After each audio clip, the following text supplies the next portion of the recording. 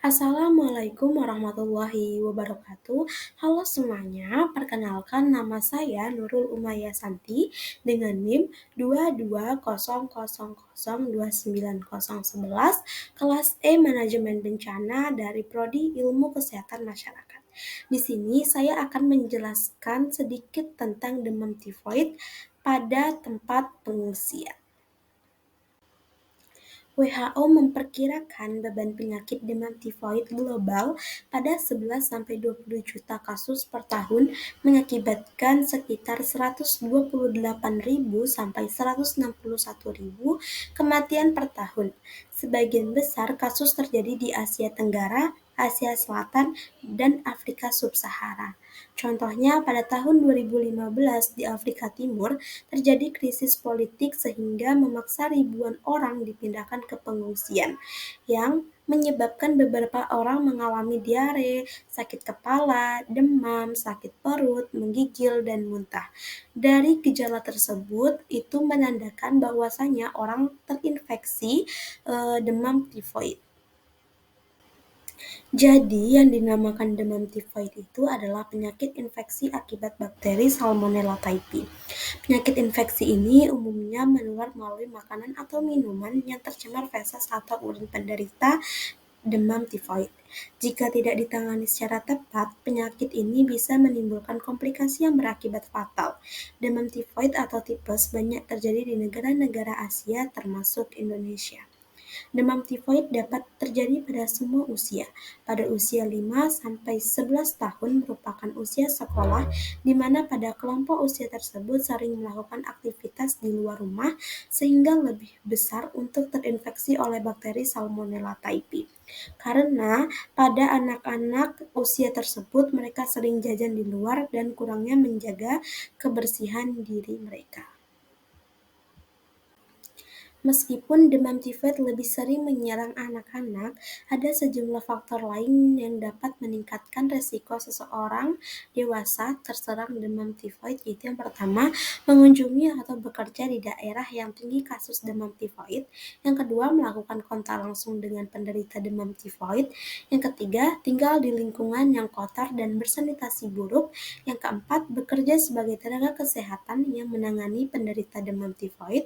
Yang kelima, mengkonsumsi sayur-sayuran atau buah-buahan yang tidak dicuci bersih. Yang keenam, menggunakan toilet yang sama dengan penderita dan tidak mencuci tangan setelahnya.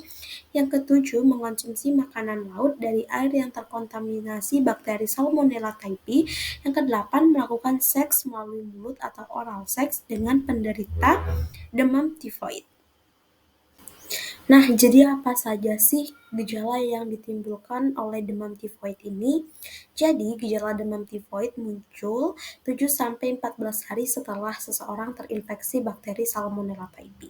Penderita demam tifoid dapat mengalami gejala awal yaitu demam yang meningkat secara bertahap hingga mencapai suhu 39-40 derajat Celcius. Selain itu, demam tifoid dapat menyebabkan sakit kepala, nyeri otot, lelah dan lemas, keringat berlebihan, batuk kering, hilang nafsu makan, berat badan menurun drastis, sakit perut, sembelit, dan dapat menyebabkan ruam kemerahan di kulit. Selain itu, demam tifoid juga dapat menyebabkan pembengkakan di perut. Nah, selanjutnya bagaimana sih pencegahan agar tidak terkenanya atau terinfeksinya demam tifoid ini? Salah satu upaya untuk mencegah demam tifoid adalah dengan mendapatkan vaksin tifoid. Vaksin ini terdapat dalam program imunisasi yang telah dianjurkan oleh pemerintah. Selain dengan vaksin, ada beberapa upaya pencegahan lainnya yang dapat dilakukan, yaitu rajin mencuci tangan dengan sabun dan air mengalir, menghindari konsumsi buah dan sayuran mentah yang tidak dicuci dengan air bersih dan mengalir, memastikan air yang akan diminum telah direbus hingga matang, menghindari konsumsi makanan mentah atau belum matang sempurna, dan membatasi konsumsi jajanan minuman yang dijual di pinggir jalan, yang belum pasti kehigienisannya.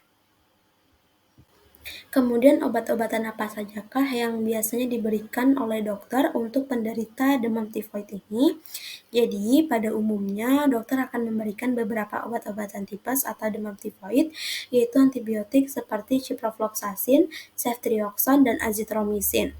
Obat antibiotik ini diberikan untuk mengatasi infeksi bakteri yang berada di dalam tubuh. Nah, obat antibiotik ini harus diminum selama 2-3 minggu. Obat antibiotik ini biasanya dikombinasikan dengan obat penurun demam seperti paracetamol. Dan bagaimana sih caranya, cara penanganannya bila demam tifoid ini terjadi di suatu tempat pengungsian? Yang pertama, kita harus mengecek bagaimana jamban yang mereka pergunakan setiap harinya. Jika jamban tersebut sudah nyaman atau sudah memenuhi syarat, maka kita harus melihat dulu bagaimana air yang mereka pergunakan setiap harinya. Kita harus melihat bahwasannya air tersebut tidak terkontaminasi oleh tinja ataupun urin agar terhindar dari demam tifoid tersebut. Jika ada beberapa orang yang sudah terinfeksi oleh penyakit demam tifoid ini, maka harus segera dibawa untuk berobat. Hanya ini yang dapat saya sampaikan. Mohon maaf jika ada kesalahan kata. Saya akhiri.